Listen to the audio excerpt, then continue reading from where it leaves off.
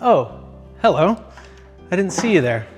Let me tell you a story. One day, a gentleman named Creighton King was working on his airplane and needed some orange electrical tape to attach a wire. He went to Lowe's and found out they were out of orange electrical tape, so he figured, I'll just use a rubber-lined zip tie, knowing the dangers of using a regular zip tie on an airplane. So he went with an employee to find the rubberized zip ties, and they were both surprised to learn that they didn't exist. But Creighton knew there was a need for such a thing. So he got with his friends Mark and Mike Patey, they put their heads together, and that is the story of the birth of GripLockTies.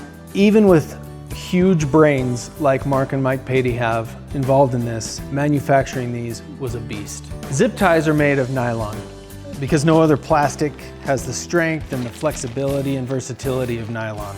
But by design, nothing likes to stick to nylon. Get rid of those.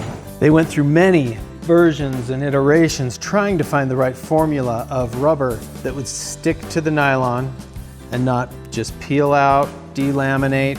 This zip tie right here, in fact, is just a normal zip tie with some silicone squirted on it as Creighton's first prototype. And that's about the time that I came on board. In fact, this is the very prototype that Mark Patey showed me that got me excited about GripLockTies. Once we nailed the right formula, we were manufacturing GripLockTies in China, but we always had a pit in our stomach knowing that we had to print made in China on our packaging. Moving production to the United States was always something that was important to us and that we knew that we would do.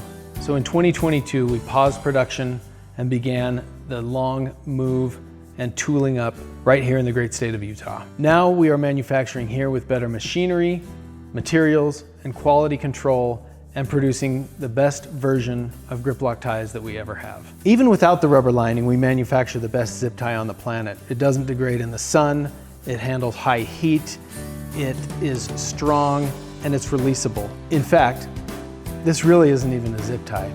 It's a new category of fastener.